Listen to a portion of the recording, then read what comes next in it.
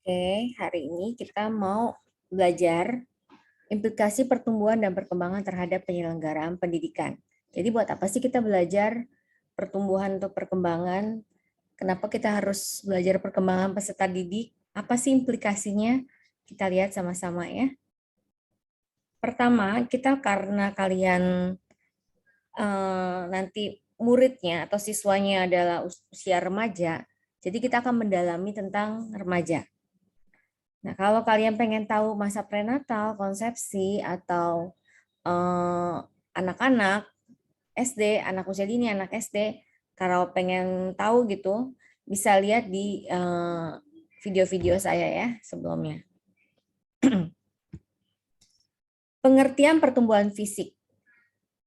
Jadi pertumbuhan fisik adalah pertumbuhan yang berlangsung secara fisik tubuh ya, fisiknya, dan merupakan gejala primer dan pertumbuhan remaja. Pertumbuhan ini meliputi perubahan ukuran tubuh, perubahan proporsi tubuh, munculnya ciri-ciri kelamin primer dan ciri kelamin sekunder.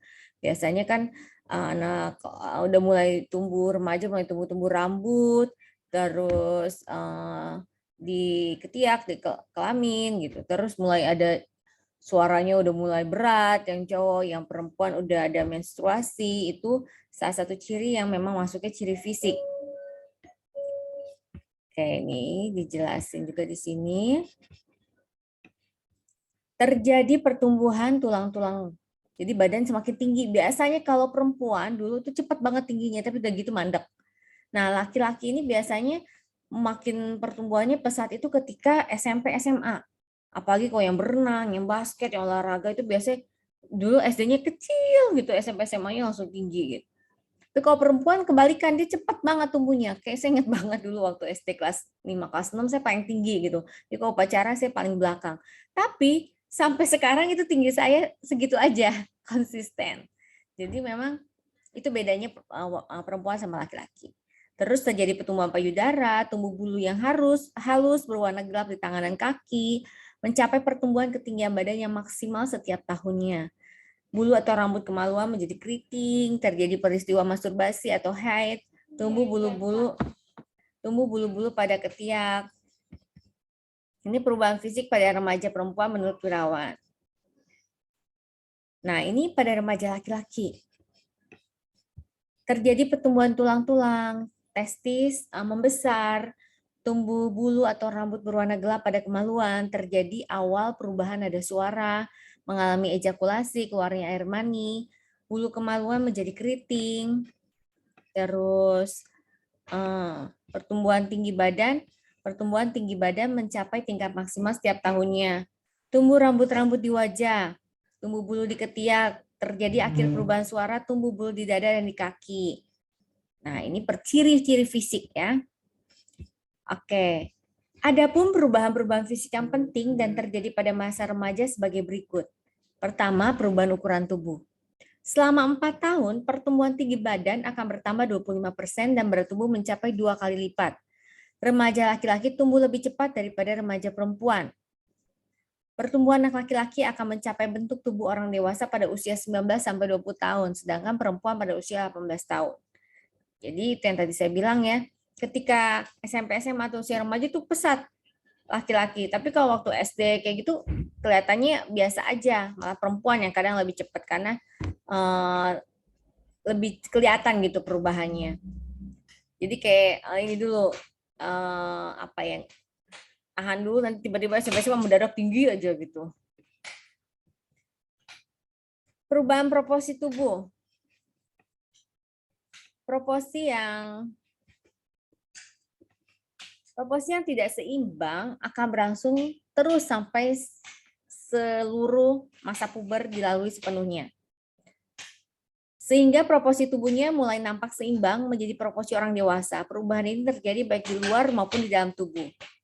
Ciri kelamin yang utama, masuk masa remaja, kelamin mulai berfungsi, yaitu pada saat berumur 14 tahun pada laki-laki pertama kali mengalami wet dream atau mimpi basah. Pada remaja perempuan, hidung tulang mulai berfungsi pada usia 13 tahun. Tapi ini nggak jadi patokan. Kenapa? Karena zaman sekarang ini, saya sempat dengar anak 2 SD aja udah menstruasi. Kenapa? Karena makanan juga hormon. Karena sekarang kamu makan ayam itu udah disuntik hormon. Makan telur udah disuntik hormon. Makan buah. Buah-buahan aja udah nggak asli gitu. Kecuali kamu nanam sendiri, benar-benar dari pohon dan kamu lihat gitu pertumbuhannya. Kalau kamu beli itu udah banyak yang udah suntik hormon itu yang bikin kacau pertumbuhan anak. Menstruasi jadi lebih cepat. Biasanya kan usia 13 tahun gitu. Baru main. Sekarang anak SD, bahkan yang itu saya dengar anak 2 SD gitu, berarti kan masih baru 7 tahunan kayak gitu sudah menstruasi. Ngeri ya. Ngeri. Sekarang itu makanan karena banyak junk food. Junk food sekarang kalau zaman dulu kan jajanan nggak gitu marah. Kalau sekarang kan banyak banget tuh jajanan di mana-mana. Semuanya makanan instan-instan, semuanya itu kan mengandung pengawet, semua itu pengaruh pada cepatnya ini ya pertumbuhan hormonnya. Jadi yaitu lebih cepat masturbasi maupun menstruasi.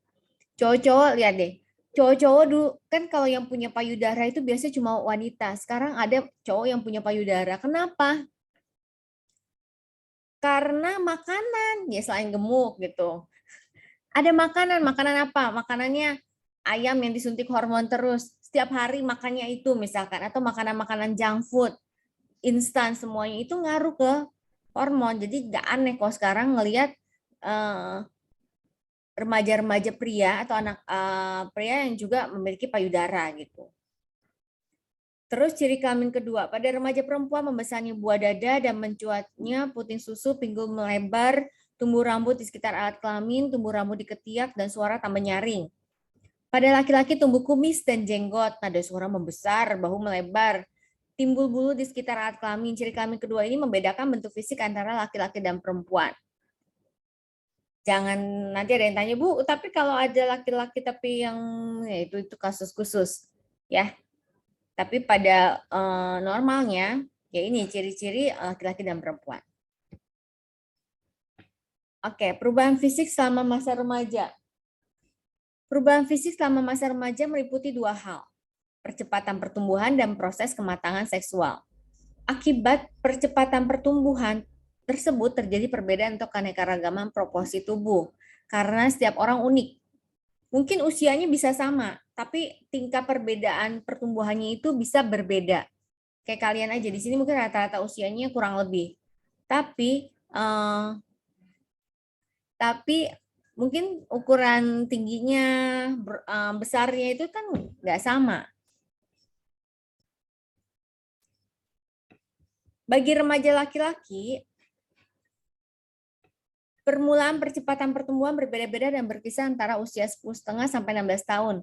Kalau remaja perempuan itu 7,5 sampai 11,5 tahun. Nah, lebih cepat kan perempuan mulainya. Dengan umur rata-rata 10,5 tahun.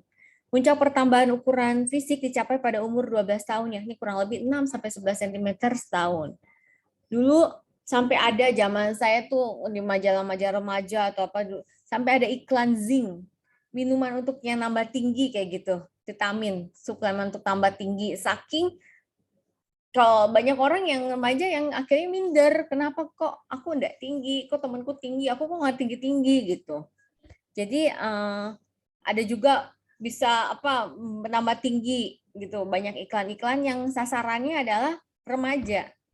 Karena remaja itu kan gampang goyah, masih labil. Jadi kok kalian yang masih labil, masih bisa galau, goyah-goyah, ya berarti masih setara remaja. Kurang lebih. Karena remaja gitu ngeliat, kok dia gini, oh gini, kok aku jerawatan, kok aku nggak tinggi ya, kok aku gini, wah itu banyak banget. Terus diiklanin suplemen apa, ya terus kata iklannya harus begini, harus begitu. Itu paling enak kan, remaja masih bisa dipengaruhi. Kecuali yang memang dari kecil mereka sudah punya prinsip ya. Nggak semua remaja juga ababil ya. Ada aja remaja yang memang udah dewasa. Proses kematangan seksual. Ada 3 kriteria yang membedakan remaja laki-laki daripada remaja perempuan, yaitu kriteria kematangan seksual, permulaan kematangan seksual, dan urutan gejala-gejala kematangan. Kriteria kematangan seksual, bisa lihat di atas ya.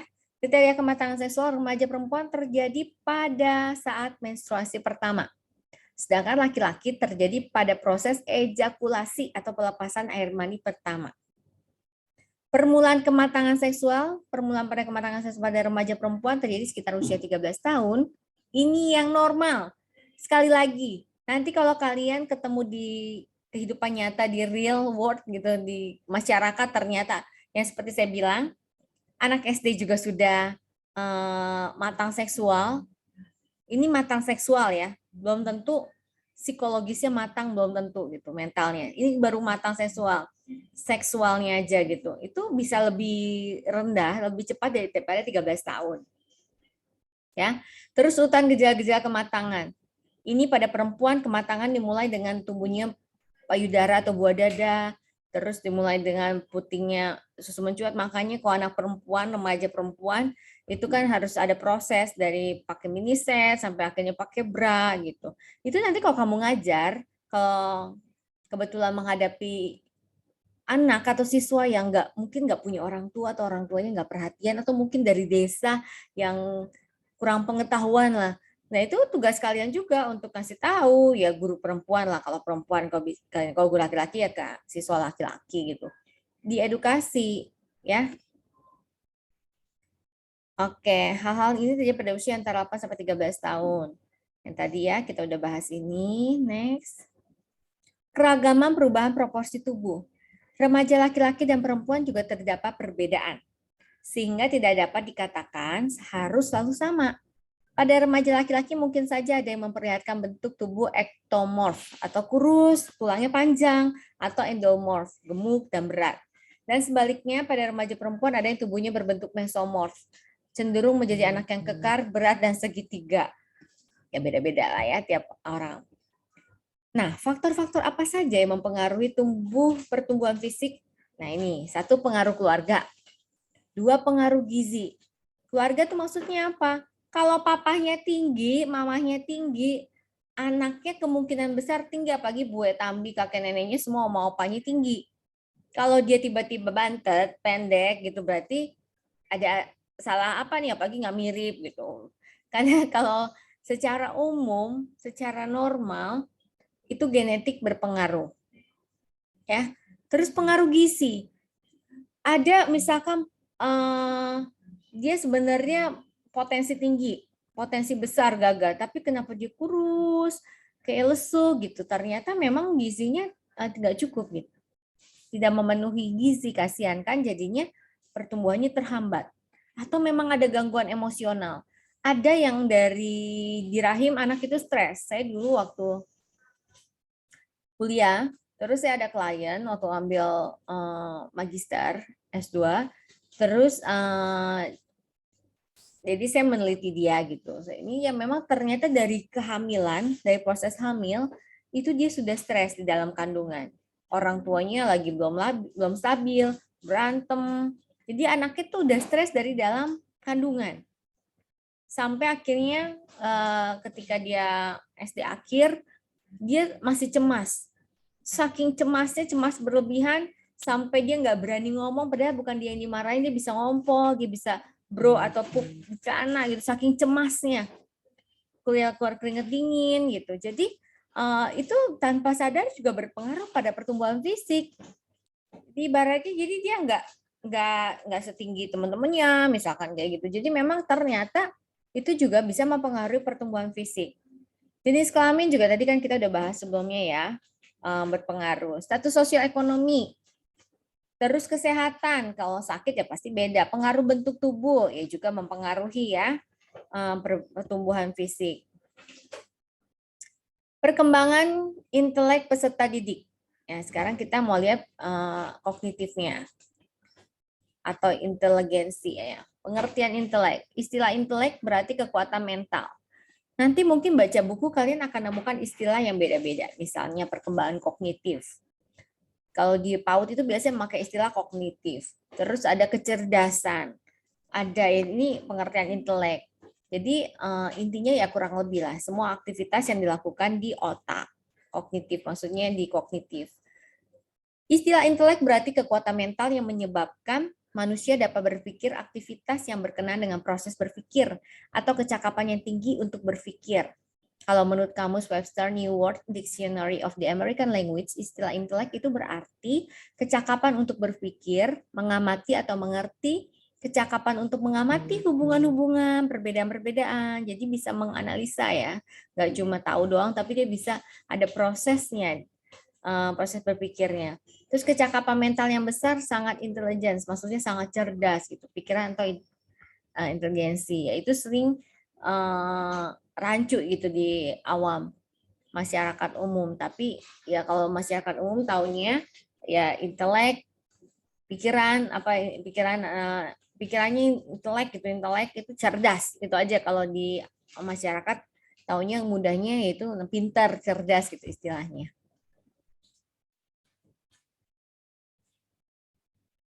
Oke, kita lanjut ya. Pengertian inteligensi.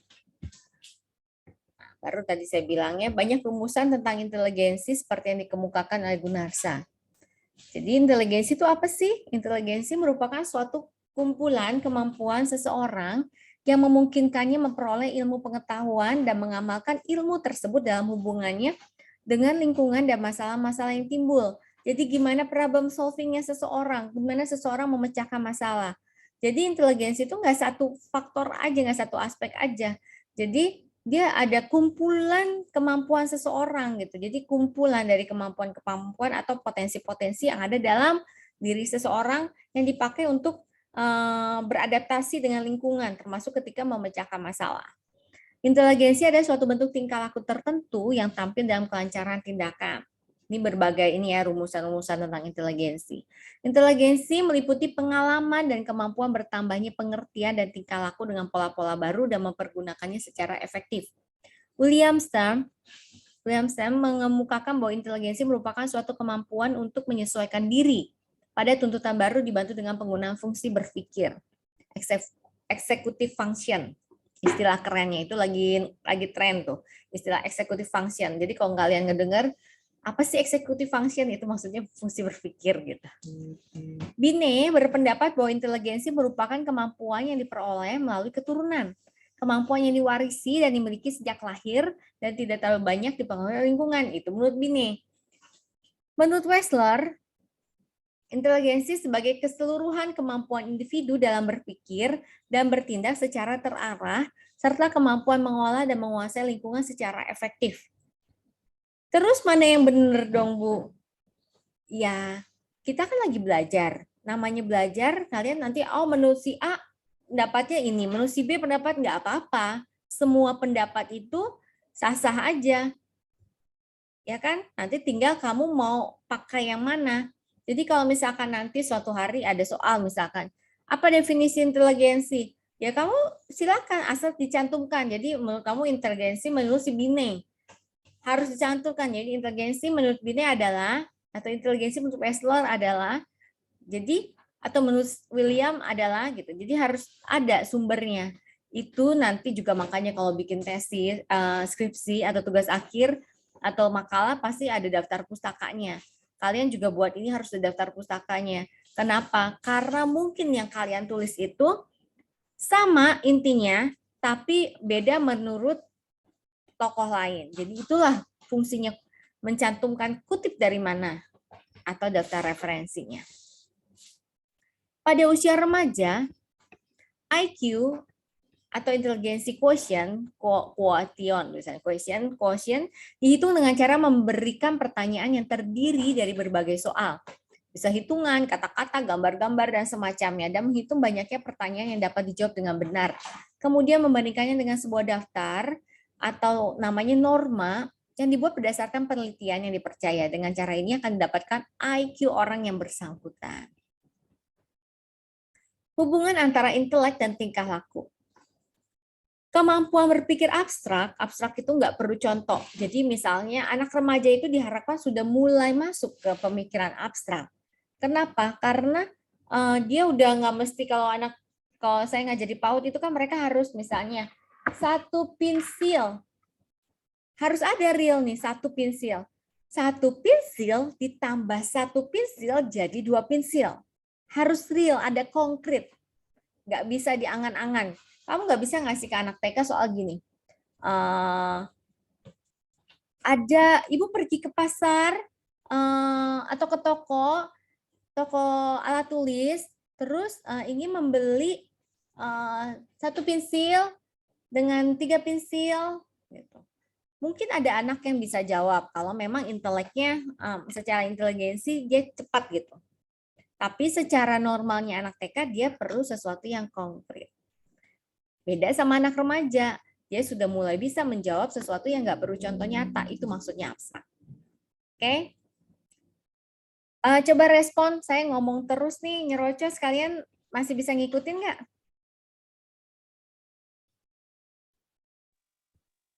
Halo, bisa Ya, Bu. ngikutin nggak? Bisa. Bu. Oke, lanjut ya. Kalau misalkan kecepatan atau apa, kalian bilang aja. Jangan di chat. Baik, Bu.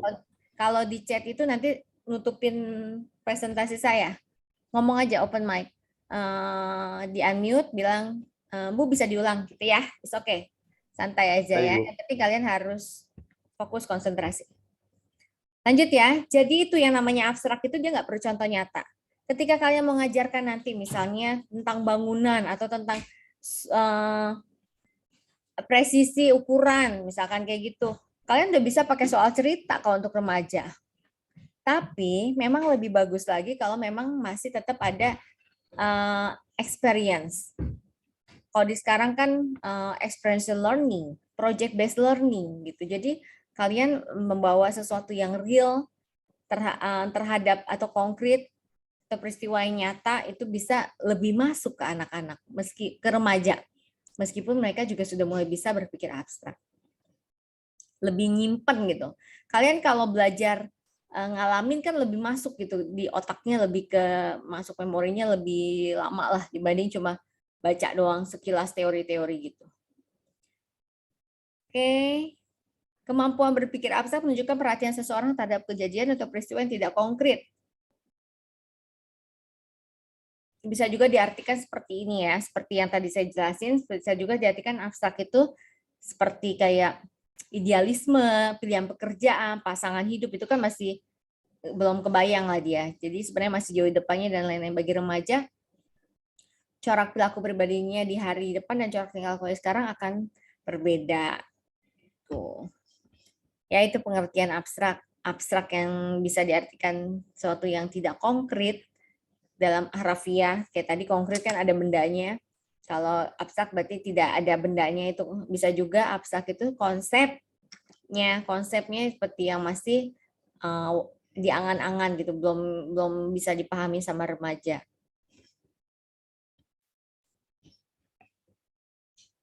Oke. Karakteristik perkembangan intelek remaja. Inteligensi pada masa remaja tidak mudah diukur karena perubahan kecepatan perkembangan kemampuan tersebut tidak mudah terlihat. Pada awal remaja, kira-kira pada usia 12 tahun, anak berada pada masa yang disebut masa operasional formal atau formal operasional, sama aja. Jadi pada usia ini menurut Piaget ya, Piaget itu ada 0 sampai 12 18 atau 2 tahun lah, itu masih masuk sensori motorik. Terus 2 sampai 7 tahun itu preoperasional. 7 sampai 12 tahun itu konkret operasional atau operasional konkret. Nah, terus 12 tahun ke atas 0, 2, 27, 7, 12 ke atas itu masuk operasional formal atau formal operasional. Nah, ini remaja formal operasional. Pada masa ini, remaja udah bisa berpikir hipotek. Maksudnya hipotek itu berhipotesis gitu, berpikir sebab akibat, dia udah mulai bisa. Berpikir operasional formal mempunyai 2 sifat penting, deduktif hipotesis. Deduktif itu dari umum ke khusus, kalau induktif itu dari khusus ke umum gitu. Jadi udah mulai bisa, oh ternyata kalau banyak awan, misalkan contoh nih, banyak awan, ada petir, terus udah gelap, itu berarti mau hujan, dia udah mulai bisa berpikir kayak gitu. Bikin operasional juga berpikir kombinasoris, udah bisa menggabung-gabungkan, udah bisa mengkombinasikan. Jadi nggak cuma kalau licin jatuh, nggak cuma satu begitu aja gitu, udah mulai lebih kompleks.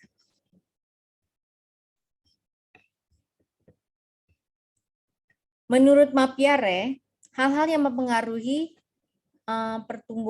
perkembangan inteligensi ada sebagai berikut. Bertambahnya informasi yang disimpan seseorang sehingga ia mampu berpikir reflektif. Kalau nggak ada informasi yang masuk, kurang kan? Ibaratnya kalau mau ngisi minum gitu, habis atau nggak bertambah kalau nggak diisi. Sama otak kita juga, makanya kita perlunya membaca, perlunya belajar, kuliah kayak gini, belajar biar otaknya diisi, tambah informasi. Gitu. Banyaknya pengalaman dan latihan-latihan dalam memecahkan masalah sehingga seorang dapat berpikir rasional. Terus adanya kebebasan berpikir sehingga mendorong keberanian seseorang dalam menyusun hipotesis-hipotesis yang radikal. Maksudnya apa ya? Ya, radikal tuh bukan berarti garis keras dalam arti yang negatif, enggak. Di sini maksudnya hipotesis-hipotesis. Jadi bisa berpikir merdeka gitu berpikirnya. Bisa menghasilkan kesimpulan-kesimpulan yang sesuai dengan pemikirannya dia tanpa harus tekanan dari mana-mana gitu. Jadi kebebasan menjajaki masalah secara keseluruhan dan keberanian memecahkan masalah dan menarik kesimpulan yang baru dan benar. Nih dia. Ketiga, kondisi tersebut sesuai dengan dasar-dasar teori Piaget yang tadi saya bilang. Yang Piaget itu ada tahap perkembangannya 4 tadi, sensori motorik 0 sampai 2, praoperasional 2 sampai 7, konkret operasional 7 sampai 7 sampai 12, terus formal operasional atau operasional formal itu 12 sampai 18 atau sampai remaja akhir. Itu juga tadi makan roti ganda. Makan. Sebentar ya. Jadi ya tadi ya, sesuai dengan dasar teori Piaget. Piaget mengenai perkembangan inteligensi yaitu sebagai berikut. Fungsi inteligensi termasuk proses adaptasi yang bersifat biologis. Bertambah usia, biologis itu apa? Biologis itu fisik ya. Bertambah usia menyebabkan berkembangnya struktur inteligensi baru sehingga berpengaruh terhadap perubahan berpikir kualitatif. Otak manusia itu ada, kamu ngebayangin kalau otak ini, dalam otak itu tuh banyak sinaps-sinaps. Nah, kalau kosong itu berarti nggak ada, gini, dulu ada jok ya, dulu ada jok-jok itu kayak lelucon. Kalau mau beli otak, paling enak beli otak, tapi nggak boleh, ini joknya nanti nggak bagus nih. Oke, intinya gini, kalau semakin banyak dipakai, otak itu makin banyak kerutannya. Makin banyak kerutan di otak itu berarti dia dipakai otaknya. Tapi kalau otak nggak dipakai, ya nggak ada kerutannya, sedikit. Nah, otak manusia itu berkembang paling besar itu 50% itu adalah ketika 2 tahun ke bawah. Bayang dong. Makanya di sini nanti kalau kalian mau cari calon istri, mau cari calon suami, makanya penting banget bibit bebet bobot. Kenapa? Karena kalau kamu mau cari pasangan yang nggak stabil atau yang misalkan yang nggak sesuai dengan yang harapan kamu misalnya, itu nanti 2 tahun pertama ketika mengandung itu sangat berpengaruh sama 2 tahun pertama. Makanya pentingnya belajar psikologi perkembangan. Bukan promosi karena saya megang mata kuliah ini gitu, bukan, tapi karena kita bisa antisipasi, kita bisa prevensi, kita bisa melakukan sesuatu karena kita ada informasi.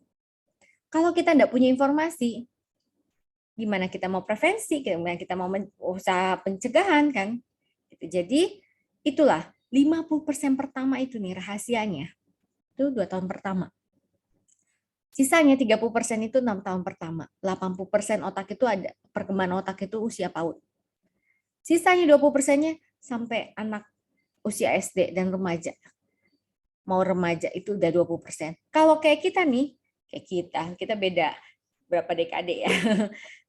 Kayak kalian dan saya, maksudnya itu kita udah nggak bisa pertumbuhan otak, mau makan vitamin apapun enggak. Yang ada kita bisa menata otak, tapi otaknya udah nggak bisa berkembang lagi. Berkembang dalam arti enggak, tapi kita bisa dengan menata otak, dalam arti apa? Menghilangkan yang toksik-toksik, teman-teman yang toksik atau pergaulan yang nggak penting itu udah mulai jadi kayak ibaratnya memori komputer atau handphone kan. Kalau kalau kita tuh udah tinggal menata aja, dia hapus memori-memori yang nggak penting. Nah, itu sama. Itu ilustrasi untuk gambaran otak. Tapi kalau otak anak-anak itu kayak ibaratnya handphone baru gitu ya, masih kosong, kita isi. Nah, kalau udah lama itu tinggal apa dong? Tinggal dihapus, ditata. Oh, berarti ini harus ditaruh di folder ini, itulah fungsi otak. Nah, remaja itu termasuk perkembangan otak yang udah masuk tahap akhir. Dia masih bisa berkembang, tapi dia juga masih perlu menata. Nanti kita akan lihat ya. Nanti saya kelamaan di sini. Tapi kalau anak remaja yang terlalu berkutat dengan emosional, akhirnya apa? Energinya habis bukan untuk mengembangkan inteligensi, tapi habis untuk ngurusin masalah perasaan. Rugi kan? Oke. Peran pengalaman dari sekolah terhadap inteligensi. Berdasarkan penelitian Wellman, siswa-siswa yang selama 2 atau 3 tahun belajar di prasekolah menunjukkan kenaikan perkembangan inteligensinya masing-masing 10 sampai 5 skala IQ. Dengan demikian, pengalaman belajar yang diperoleh di prasekolah berpengaruh positif terhadap peningkatan IQ anak. Makanya pendidikan anak usia dini adalah golden age, itu penting banget ya ini. Ya iya, tadi yang saya bilang 80% perkembangan otak itu ada di PAUD. Ini saya ngomong berdasarkan penelitian, bukan karena saya dosen PAUD. Ya. Pengaruh lingkungan terhadap perkembangan inteligensi. Berdasarkan penelitian Garber dan Ware, dengan kesimpulan semakin tinggi kualitas lingkungan keluarga, semakin tinggi nilai IQ anak. Terdapat 3 unsur pengaruh lingkungan keluarga terhadap perkembangan inteligensi anak. Jumlah buku, majalah, materi belajar, maksudnya fasilitas yang tersedia, jumlah ganjaran atau hadiah yang diterima anak dari orang tua atas prestasi akademisnya, nggak mesti hadiah tapi kayak penguatan. Kalau dia dihargai penghargaan, nggak mesti mahal-mahal kan. Dorongan dari orang tua akan prestasi akademik anaknya. Dan saya mau ralat, kalau ini menurut si Garber dan Ware ya, saya nggak bisa ralat, tapi maksud kalau saya, menurut Wahyuni 2022, jadi nggak cuma dari akademis saja, prestasi akademik, inteligensi itu banyak. Inteligensi itu nggak cuma akademik semata, nggak cuma matematika atau bahasa. Inteligensi itu, kalau saya masuk yang aliran yang kecerdasan berteman, kecerdasan dia bisa menyelesaikan masalah, introspeksi diri itu juga cerdas. Jadi kecerdasan nggak cuma akademik aja. Itu bukan menurut Garber ya, itu menurut saya. Oke, next, perkembangan bakat khusus peserta didik. Menurut William B. Michael, bakat adalah kapasitas yang ada pada diri seseorang yang mana dalam melakukan tugas serta melakukannya dipengaruhi oleh latihan yang sudah dijalaninya. Menurut Kartini Kartono, bakat adalah hal yang mencakup segala faktor yang ada di dalam diri individu yang dimiliki sejak awal pertama kehidupannya, dan kemudian menumbuhkan perkembangan keahlian, keterampilan, dan kecakapan tertentu. Bakat ini sifatnya laten potensial sehingga masih bisa tumbuh dan dikembangkan. Mungkin nanti kalian akan menemukan definisi bakat yang lain. Gak apa-apa, balik lagi seperti saya, kalian lagi belajar. Selama kita masih belajar, kita menerima informasi semuanya. Tapi nanti kan kalian semakin seiring dengan waktu, kalian akan pilih, kalian lebih serap, lebih klik sama definisi yang mana. Gitu ya.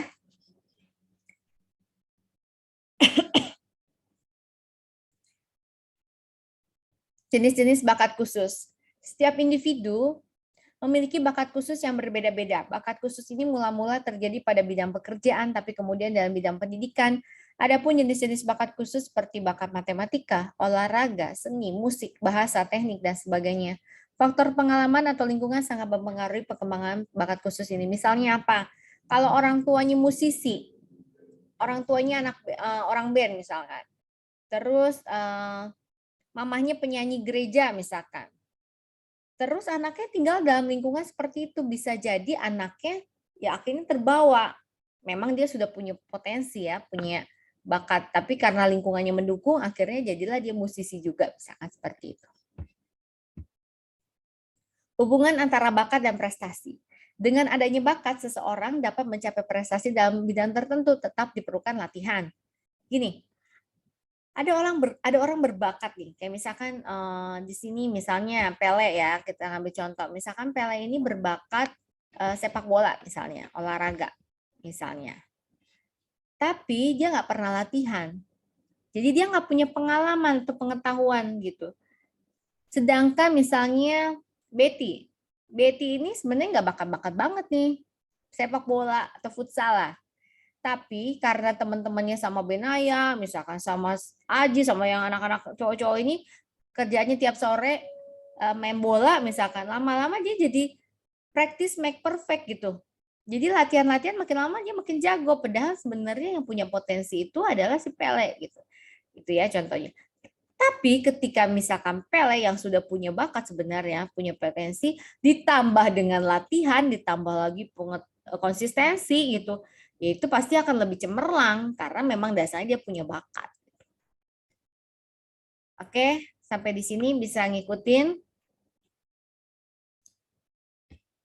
Aman? Lanjut? Mana responnya? Bisa, Bu. Aman, Bu. Oke. Lanjut aja, Bu. Ya, masih jauh nih kita perjalanannya masih panjang. Faktor-faktor yang mempengaruhi perkembangan bakat. Pertama, anak itu sendiri. Ya, si individunya.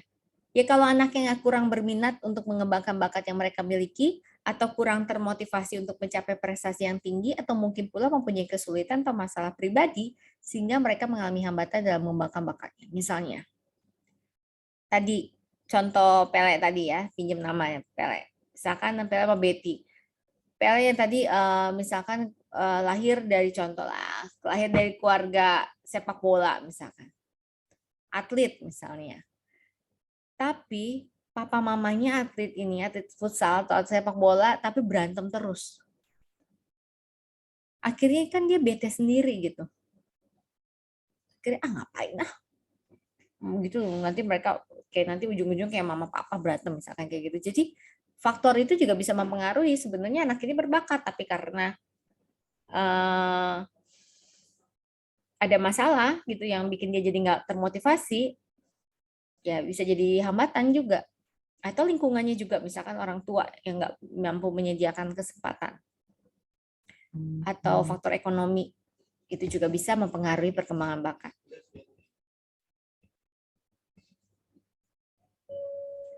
Bentar.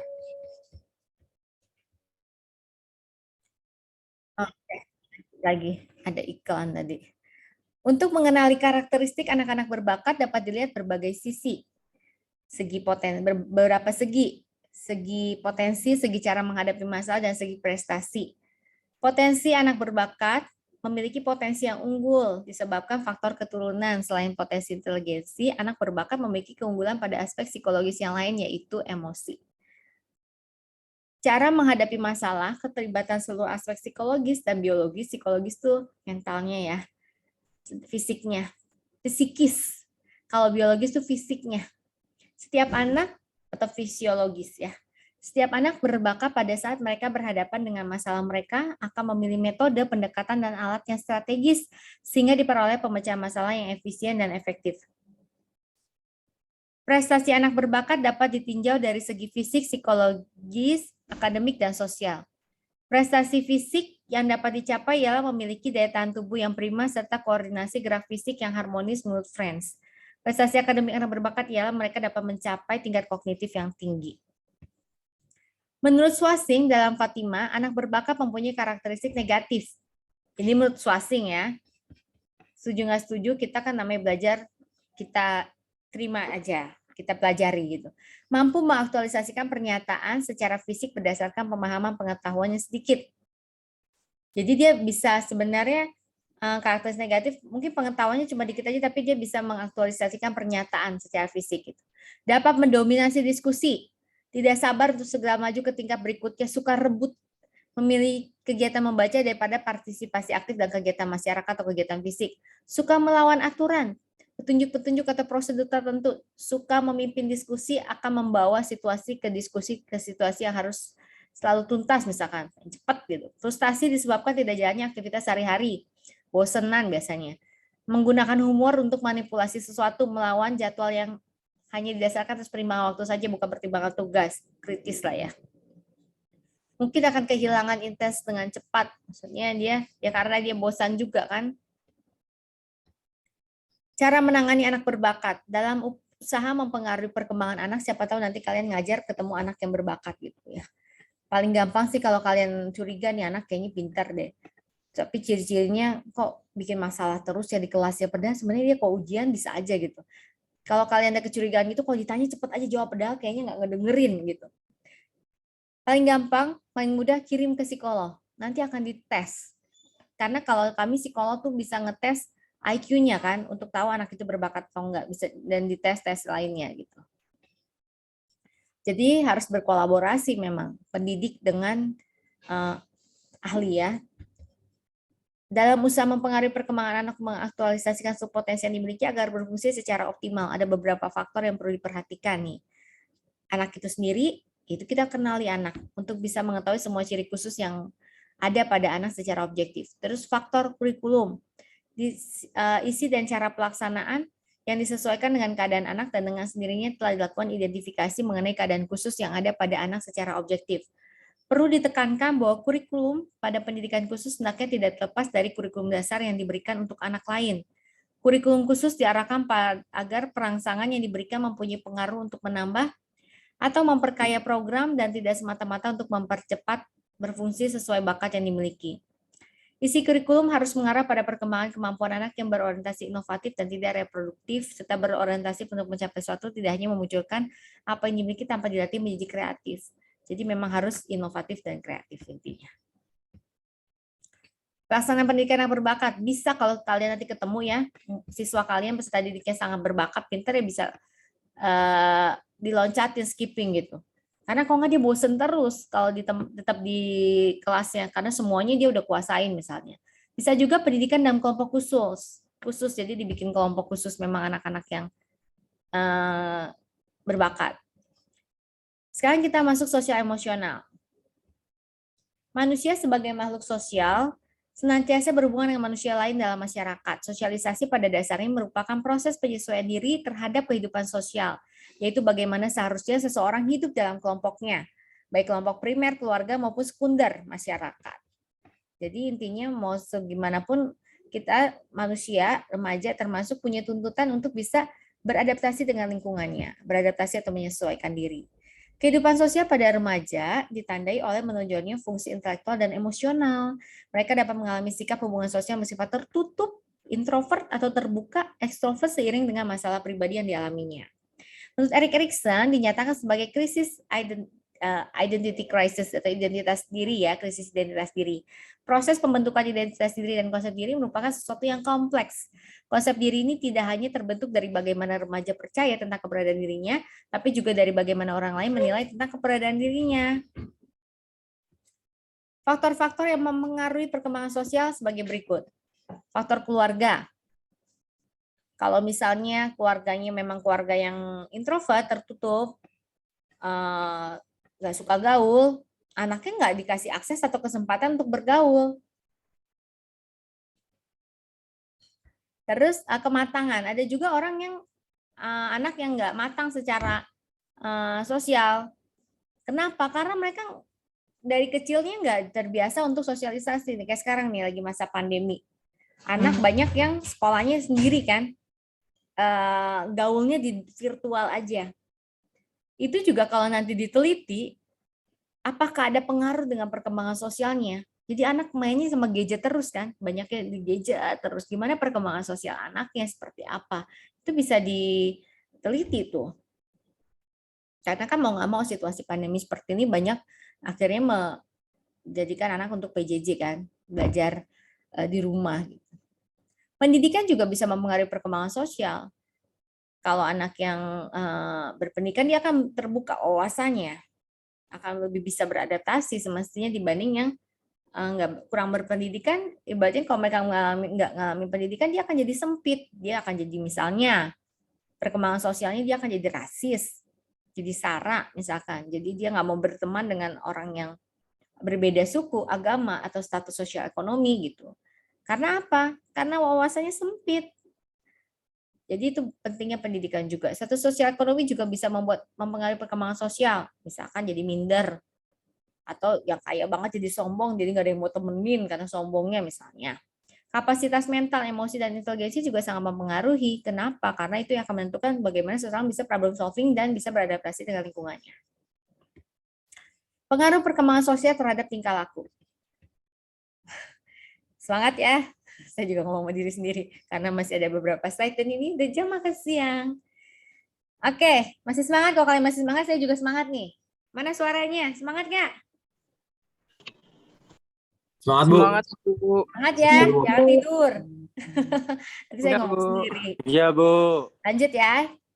Dalam perkembangan sosial, para remaja dapat memikirkan perihal dirinya dan orang lain. Ini banyak tipe, maafkan.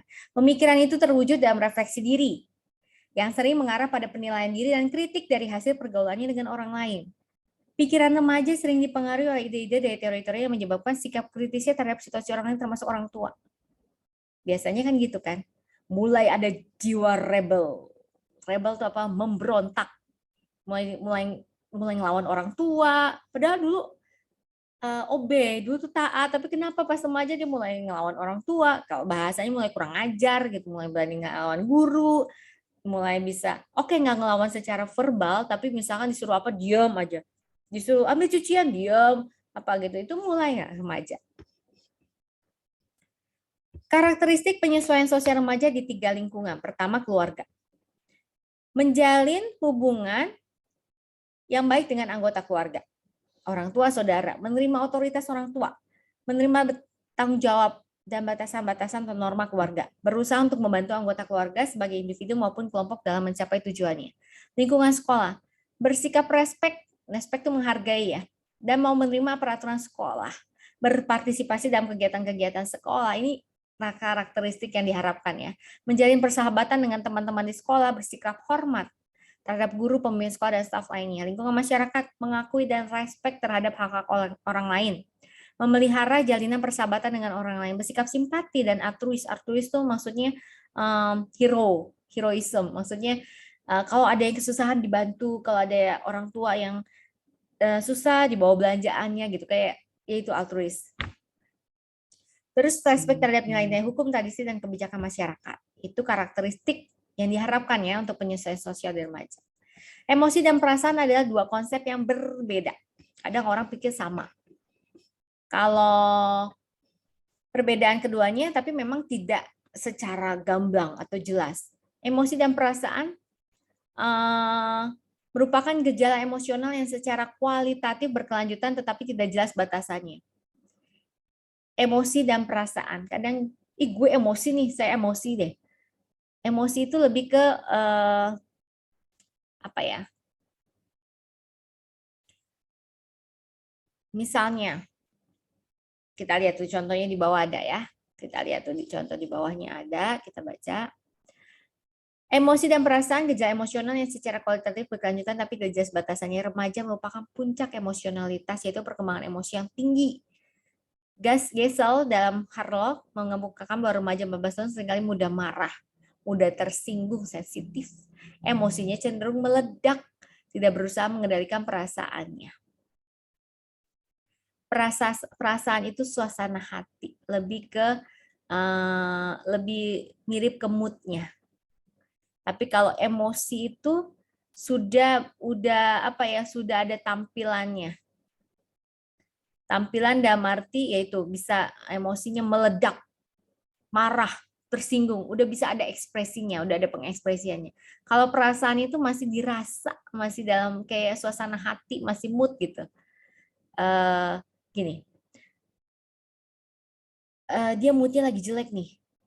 Apalagi perempuan PMS, premenstruation syndrome. Biasanya nih kalau yang cowok-cowok kalau punya pacar, biasanya udah mulai paham nih, kalau tanggal segini biasanya cewekku udah sensitif nih, lagi PMS biasanya kayak gitu misalnya, itu bawaan hormon kan. Jadi moodnya udah up and down, udah swing mood, udah nggak jelas tuh moodnya. Nah, mood itu perasaannya itu. suasana hati kayak gitu. Nah, tinggal si ceweknya ini, si orang ini mau ngikutin nggak? Kalau diikutin, misalkan pacarnya telat ngapelin, udah ditambah dia lagi mood yang nggak oke, akhirnya keluar meledak emosinya apa? Marah. Yaudah putus aja. Aku nggak perlu kamu, misalkan kayak gitu. Itu tuh emosi. Tapi ketika mood, suasana, perasaan itu perasaan ya maksudnya. Suasana hati itu perasaan. Sampai di sini bisa dimengerti. Semoga lebih jelas ya. Kematangan emosi remaja ditandai oleh adekuasi emosi, cinta kasih, simpati, altruis, altruis itu ya tadi saya bilang senang menolong orang lain, respek, sikap hormat atau menghargai orang lain, mengendalikan emosi, tidak mudah tersinggung, tidak agresif, bersikap optimis, tidak pesimis, dan dapat menghadapi situasi frustasi secara wajar. Pengaruh emosi terhadap tingkah laku. Gangguan emosi dapat mempengaruhi tingkah laku, perilaku ketakutan, malu-malu, atau agresif dapat disebabkan ketegangan emosi atau frustasi. Perasaan takut atau marah dapat menyebabkan seseorang menjadi gemetar. Implikasi pengembangan emosi remaja terhadap penyelenggaraan pendidikan. Siswa sekolah menengah pada umumnya banyak mengisi pikirannya dengan hal-hal baru daripada tugas-tugas sekolah. Misalnya, itu tadi saya bilang, energinya tuh habis buat ngurusin suka lawan jenis, terus berantem sama orang tua. Saya ingat banget dulu, ini saya sharing remaja. Saya waktu itu remaja, dilemanya adalah saya termasuk anak yang berprestasi. Jadi pindah ke sekolah favorit, salah satu sekolah favorit Bogor, saya orang Bogor kan. Satu sekolah favorit Bogor itu semua kumpulan dari anak-anak sekolah-sekolah di kota Bogor itu yang ranking 1 dimasuk ke situ, dikumpulin di kelas, di satu kelas. Jadi namanya 1A, saya ingat banget, kelas 1A. Jadi di semua itu, di kelas itu isinya semua yang anak-anak ranking dari sekolah-sekolah di Bogor, dimasukin di situ. Saya ingat banget. Dan ketika saya remaja, saya masih labil, saya belajar gitu, akhirnya saya ranking 1 di kelas itu. Tapi ketika mau masuk, akhirnya dipindahin ke kelas 2, dimasukin ke 2A. 2A itu adalah kumpulan dari yang ranking 1 dari 2A sampai ada 7 kelas kalau nggak salah, dimasukin ke situ. Terus saya bosen. Akhirnya apa? Nah, remaja kan ya, Babil. SMP waktu itu. Akhirnya saya mulai bolos sekolah. Bolos sekolahnya ngapain? Bolos sekolahnya karena saya di Bogor, saya ke Depok, mau ke mana ya? Bukan ke Depok, ke mana ya? Saya lupa lah. Naik kereta api, bayangin anak SMP. Mau ngapain? Mau ikut casting. Waktu itu ada film sama Ari Wibowo zamannya saya tuh dulu. Nah, udah mulai tuh energinya yang biasanya saya pakai buat belajar, malah karena saya pengen punya cita-cita. Waktu itu cita-cita saya pengen main film karena saya suka main film, misalkan suka acting gitu. Jadi mulai udah kacau tuh sampai akhirnya saya dipanggil guru BP. Dipanggil guru BP, kenapa Yun? Kamu kan gini-gini, kenapa gini? Ya akhirnya saya cerita, saya bosen belajar gitu, pengen punya dunia lain gitu. Maksudnya dunia selain akademis. Gitu. Nah ini remaja itu bisa kayak begitu. Itu saya remaja, saya kalau ingat-ingat sekarang ya ampun gitu.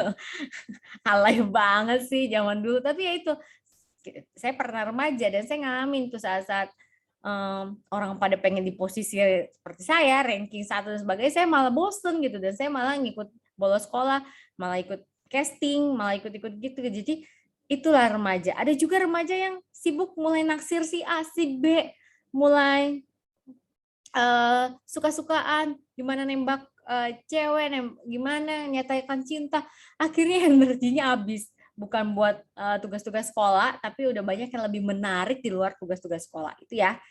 Jadi kenapa kita perlu mengetahui perkembangan peserta didik. Jadi kalian tahu nanti kalau jadi guru, bisa ketemu anak-anak ini jangan aneh karena oh ya dulu pernah belajar tuh sama Bu Yuni tuh. Ini namanya memang lagi ini emosi remaja seperti ini gitu.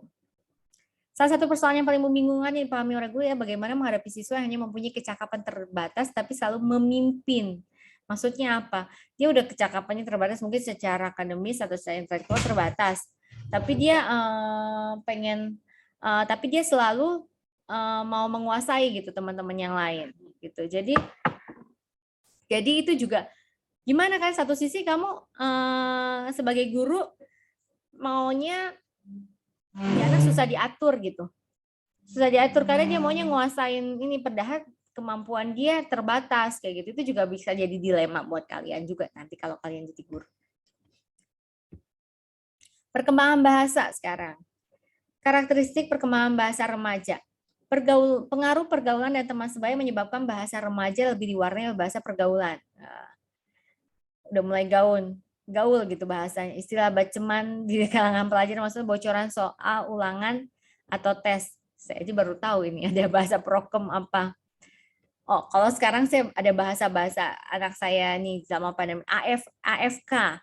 Apa sih dia AFK? AFK tuh away from keyboard. Maksudnya dia lagi nggak ada depan keyboard, AFK. Tahu nggak kalian? Atau saya doang yang baru tahu? Semoga Kak.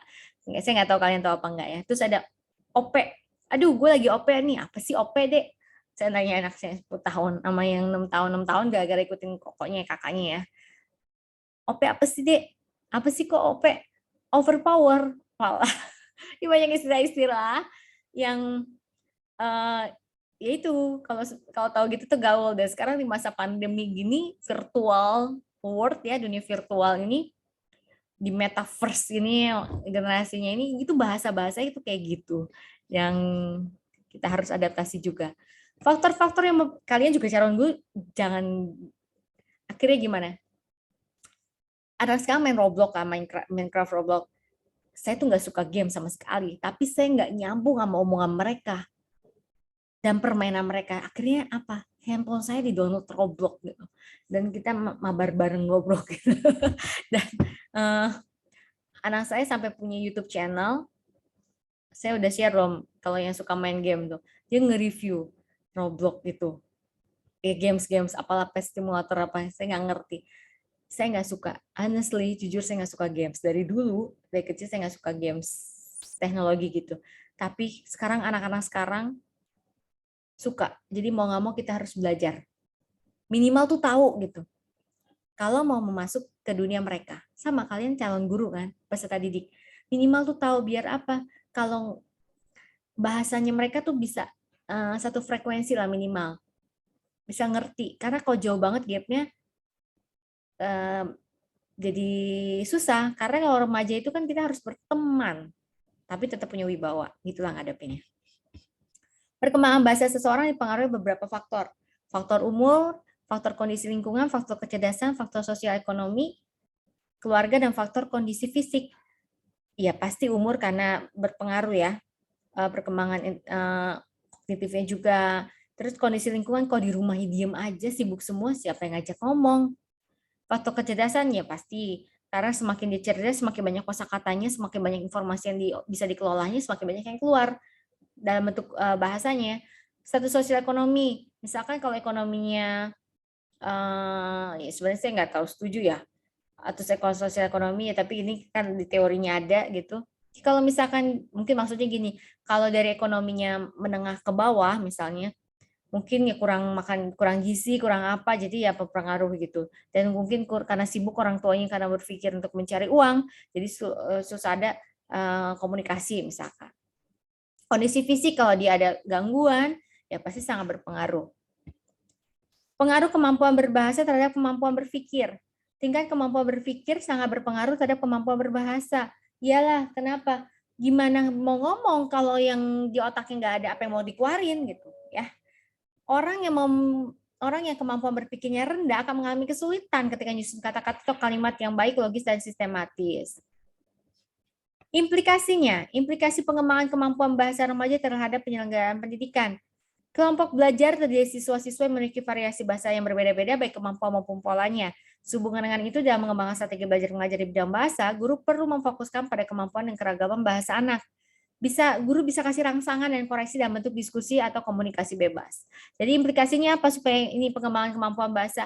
Banyak diskusi kalau buat remaja. Bikin tugas kelompok, terus mereka diskusi kelompok, itu juga bisa untuk belajar apa? Belajar mereka reseptif, bahasanya menerima. Ekspresi, belajar untuk mengekspresikan dalam bentuk ucapan.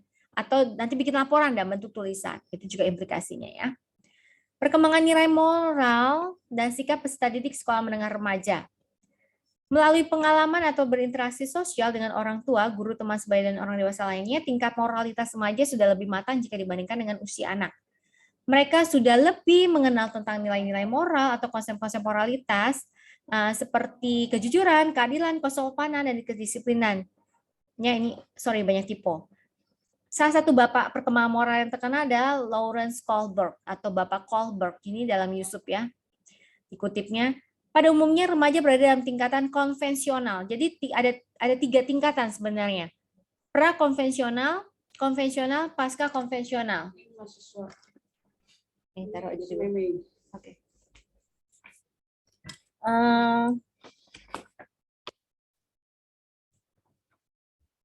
Pada umumnya remaja berada dalam tingkatan konvensional atau berada dalam tahap ketiga, berperilaku sesuai dengan tuntutan dan harapan kelompok. Yang keempat, loyalitas terhadap norma peraturan yang berlaku dan diyakininya. Jadi dia masuk ke konvensional. Sekali lagi ada 3 tingkatan besar. Kalau kalian ini, karena saya udah masuk ke remaja, teori-teori ini tolong kalian pelajarin sendiri. Dari mana? Silahkan dari buku. Kalau yang males baca buku, lebih senang ngedenger, silahkan dengerin YouTube saya itu. Ada rekaman-rekamannya, cari yang tentang perkembangan kognitif. Ada itu tentang Kohlberg juga, moral. Karena perkembangan moral nggak bisa dilepaskan dari perkembangan kognitif. Jadi bisa di situ juga. Tapi banyak banget kok, kalian baca aja tuh browsingnya. Kohlberg itu ada 3 yang besar. 3 tahap besar perkembangan moralnya itu prakonvensional, konvensional, pasca konvensional. Masing-masing tahap itu ada 2. Jadi total semuanya 2 kali 3 dan 6. Nah ini kalau remaja masuk ke tahap ketiga dan keempat di konvensional. Dia sudah mulai bisa ngikutin harapan kelompoknya. Datang sekolah tidak terlambat, atau kelompoknya bilang, kalau ngerjain tugas itu harus ikutan kayak gitu, nggak boleh nggak kerja kelompok. Terus mulai loyal terhadap aturan. Menurut Adam dan Gulota, terdapat beberapa hasil penelitian menunjukkan bahwa orang tua mempengaruhi moral remaja. Terhadap hubungan yang signifikan antara tingkat moral remaja dan tingkat moral orang tua. Ibu-ibu remaja yang tidak nakal mempunyai skor lebih tinggi dalam tahapan nalar moralnya daripada ibu-ibu yang anaknya nakal. Dan remaja yang tidak nakal mempunyai skor yang lebih tinggi dalam kemampuan nalar moralnya daripada remaja yang nakal. Terhadap 2 faktor yang dapat meningkatkan perkembangan moral anak dan remaja, yaitu orang tua yang mendorong anak untuk berdiskusi. Jadi kalau orang tua yang otoriter itu anak kan nalarnya nggak jalan. Pokoknya dia cuma tahu, oke, kalau aku begini nanti kalau aku nggak begini aku dimarahin. Kalau aku begini nanti